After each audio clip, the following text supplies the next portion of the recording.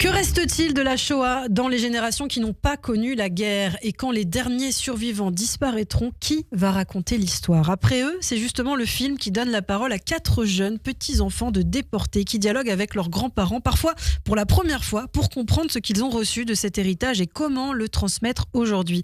C'est un film qui sera diffusé à partir de demain sur France TV. Et pour en parler, on a le plaisir d'accueillir les 2 co-réalisateurs. Un est en studio, l'autre est par téléphone, il va nous rejoindre dans quelques instants. Mais celui qui est en studio avec nous, c'est Joseph Romano. Bonjour Joseph. Merci beaucoup d'avoir accepté notre invitation ce matin. Vous avez tous les 2 avec Jonathan, c'est vrai, une histoire assez intime avec la Shoah, puisque vous êtes enfants et arrière-petits-enfants de déportés. Avant même d'être cinéaste, quel lien personnel vous entretenez justement chacun avec cette page de l'histoire tragique? Qu'est-ce qu'elle représente finalement dans votre construction? Moi, il se trouve que du côté de... Je suis 100% d'origine séfarade, mais du côté de mon père, on vient de juifs de Turquie en fait. Donc c'est une histoire assez particulière et les juifs de Turquie sont arrivés très tôt en France, de manière générale, et notamment autour de 1900 du côté de ma famille. Et du coup, mon arrière-grand-père Jacques Romano a été à Drancy. Il a, dans des circonstances un peu mystérieuses, il a réussi à être libéré. Il a travaillé dans un camp de travail en Bourgogne, dans la Nièvre. Et du coup, voilà, moi, mon grand-père était caché pendant la guerre. Et Jonathan, il pourra raconter lui-même son histoire, mais son père est né en 36 en Roumanie. Alors justement, il est avec nous en direct par téléphone. Bonjour Jonathan. Bonjour. Bonjour. Alors je posais la question justement à Joseph, puisque vous avez tous les 2 un lien particulier avec cette histoire de la Shoah. Vous êtes tous les 2 liés finalement à vos grands-parents. Je crois que Jonathan, pour vous, c'est votre arrière-grand-père, c'est ça? Ouais. Non, moi c'est directement de mon père. Ah oui, c'est ça. C'est-à-dire que moi j'ai un père qui m'a eu assez tard et qui était né en 1936 en Roumanie. Et donc qui a subi tout ce qu'on peut subir en étant juif en 1936 en Roumanie. Il a échappé à la mort parce que la Roumanie ne déportait pas systématiquement ses juifs, mais en revanche, il a porté cette histoire et donc il me l'a transmise en permanence depuis ma naissance, quoi. Je précise, si vous avez le téléphone en haut-parleur, il vaut mieux le mettre à l'oreille pour qu'on vous entende un petit peu. D'accord. Alors, là, c'est beaucoup mieux. Alors, vous avez justement choisi tous 2 de raconter, Joseph et Jonathan, l'histoire à travers le regard des petits-enfants et pas celui des survivants. Je crois que c'est inédit, ça n'a jamais été fait. Oui, en fait, il y a plusieurs partis pris. Le premier parti pris, c'est de s'adresser à des jeunes, parce que le film est à destination de France TV Slash, qui est donc la plateforme de France TV pour les jeunes. Et donc, parler aux jeunes, en parlant des jeunes, en parlant des descendants, c'était voilà le choix du film. Et le deuxième parti pris, c'est donc de sauter, entre guillemets, de squeezer la génération des parents, qui est souvent la génération du tabou, la génération des non-dits. Et au contraire, avec la génération des petits-enfants, la parole reprend le dessus. Voilà, on va poser des questions à ses grands-parents, pour certains des personnages du film, pas pour tous. Et du coup, voilà, la parole est libérée. C'est la 3e génération, comme on dit. C'est ça. Comment est né ce projet, Jonathan, justement? Comment vous avez eu tous 2 l'idée de vous réunir pour faire ce film? En fait, on se connaît bien avec Joseph, donc pour plein de raisons. Moi, j'ai voulu qu'on travaille ensemble, et au niveau de la chaîne, c'était aussi une demande, un intérêt de la chaîne de France TV Slash qui voulait trouver un moyen de parler aux jeunes, justement de ce sujet-là, de parler de la Shoah, de parler de la déportation, mais avec un angle neuf, comme vous dites. Donc c'est né d'une demande et à la fois d'une envie de notre part, en fait.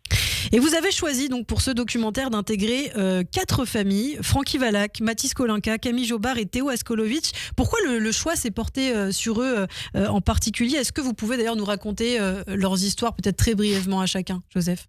Alors, déjà, c'était le dispositif qu'on s'est imposé de travailler avec des petits-enfants dont les grands-parents sont vivants, a restreint énormément la recherche, parce qu'en fait, aujourd'hui, à Paris, il reste quelques dizaines. C'était la condition, que des petits-enfants. Il faut qu'en fait, le dialogue soit possible sous nos caméras. Et du coup, ça a restreint en fait énormément la recherche. On aurait pu avoir, il y a encore des familles, voilà, la famille Placek, il y a plein de familles qu'on aurait pu interviewer. On a choisi ces 4 familles, on a essayé de raconter 4 histoires très différentes. Je vais laisser Jonathan les résumer, mais l'idée c'était que il y ait plusieurs rapports familiaux qui soient explorés, du non-dit complet avec par exemple la famille Jobard qui ne s'est jamais raconté directement. En fait, Camille raconte qu'elle a toujours entendu son père raconter à des cérémonies, mais qu'elle n'a jamais. Son grand-père racontait à des cérémonies, mais qu'elle ne l'a jamais. Son grand-père Pierre Jobard, qui était donc non-juif, résistant arrêté et déporté à l'âge de 16 ans. C'est ça. Voilà, c'est ça. Et donc la particularité de Pierre Jobard, c'est qu'il a été arrêté Il a été arrêté après 6 mois de résistance et il est allé à Auschwitz, ce qui est normalement pas le cas. C'est-à-dire qu'on n'allait pas à Auschwitz quand on était résistant, mais lui s'y est retrouvé. Donc il est aujourd'hui l'un des derniers résistants tatoués, encore vivant et encore capable de parler en France. Après, donc lui, il a une petite fille qui s'appelle Camille. Il y a Ginette Kolinka, qui est encore en vie, qui a 100 ans maintenant et qui vit aux Invalides et qui a son petit-fils qui s'appelle Mathis Kolinka. Et qui continue de témoigner d'ailleurs, Ginette, dans les écoles, ça c'est incroyable.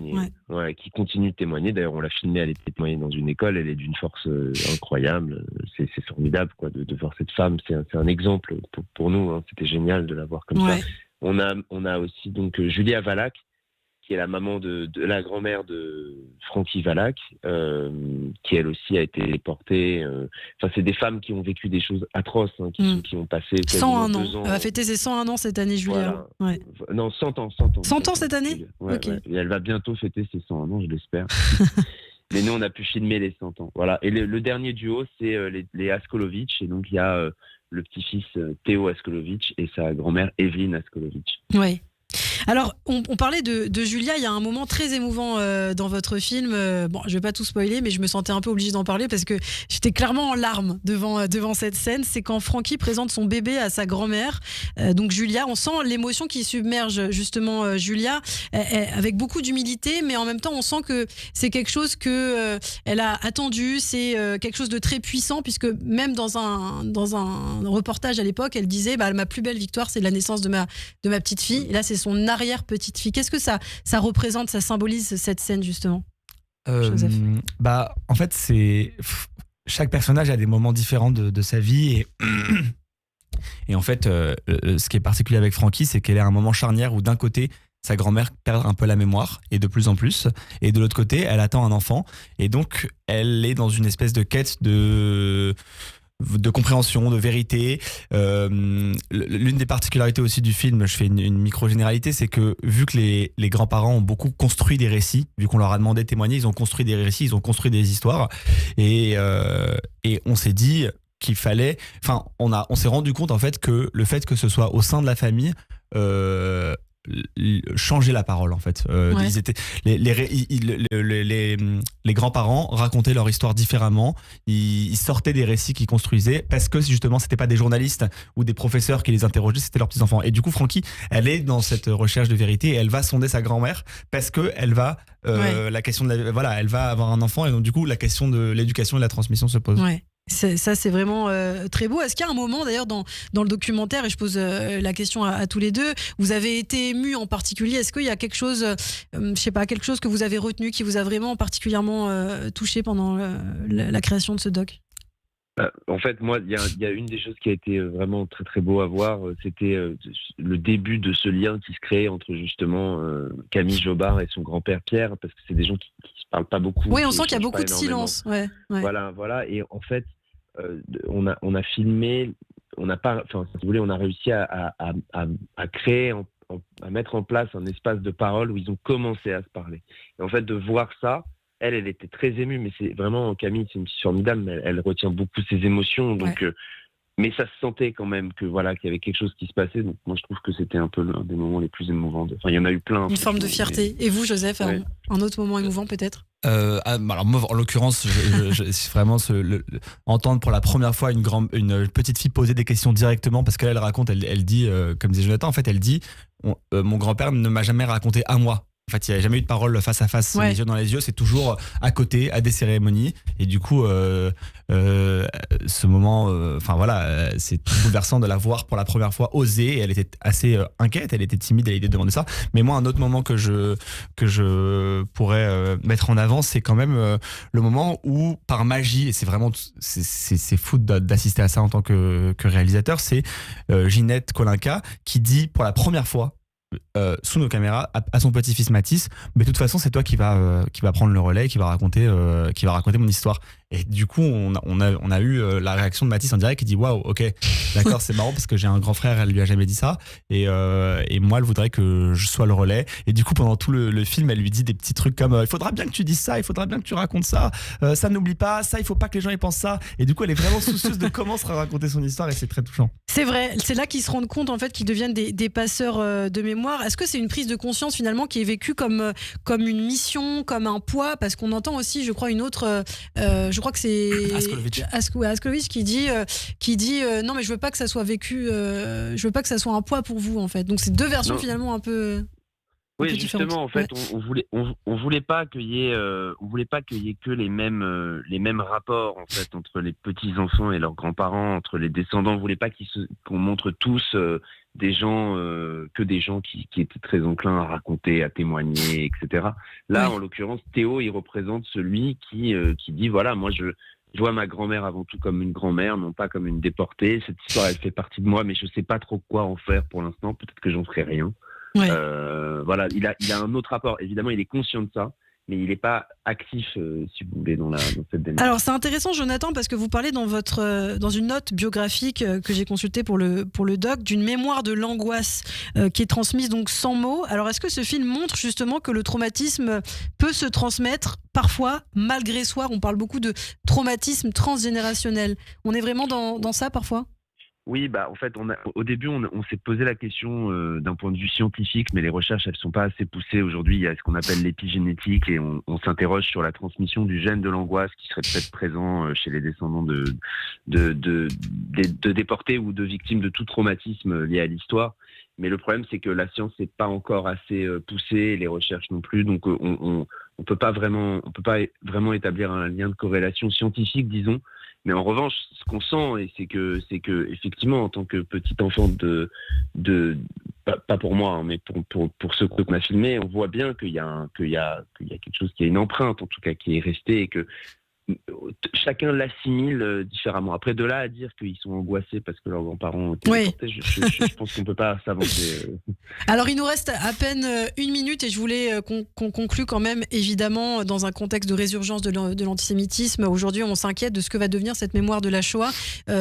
Aujourd'hui, qu'est-ce que vous espérez transmettre justement avec ce film? Qu'est-ce que vous aimeriez que le spectateur, quand il le regarde, comprenne ou qu'il ressente en premier lieu, Joseph? Alors, en l'occurrence, et c'est pour ça, moi, que vraiment j'ai voulu faire ce film c'est que il y a des gens pour qui cette histoire ne parle pas. Voilà, il y a alors au pire ils pensent qu'on en parle trop et ils disent que on parle trop de la Shoah. Voilà, il y a une centralité de la Shoah, etc. On n'enseigne que cette histoire. Il y en a qui sont méfiants, il y en a qui disent que certaines choses sont pas vraies, etc. Et donc le projet de ce film et l'idée de ce film, c'est de rentrer par l'histoire, non pas par les chiffres et les archives qu'on voit habituellement, mais par la porte d'entrée de la famille, de l'intime. Et moi, je pense que s'il y a une histoire, un récit auquel je suis pas sensible, je pense que me montrer les images que je vois habituellement ça ne marchera pas parce que je vois que c'est on tente les mêmes gestes. Je dis pas qu'il faut pas faire ça, hein. Je dis juste que pour des gens qui ne sont pas sensibles à ça, passer par la famille peut permettre c'est un langage différent pour toucher les nouvelles générations. Exactement. Et d'ailleurs hier on a fait l'avant-première et il y a beaucoup de gens qui pendant le film attendaient le témoignage et ils ont été surpris et agréablement surpris en fait de voir que la transmission, ce que transmet le film ne passe pas par le témoignage mais par la famille. Merci beaucoup Joseph Romano, merci Jonathan Safir. On n'a pas le temps de développer davantage, mais je vous recevrai avec grand plaisir une prochaine fois, bien sûr, s'il y a un nouveau doc qui sort. Et puis on pourra reparler aussi de celui-là avec un immense plaisir. Merci beaucoup, messieurs, et à très bientôt. Merci.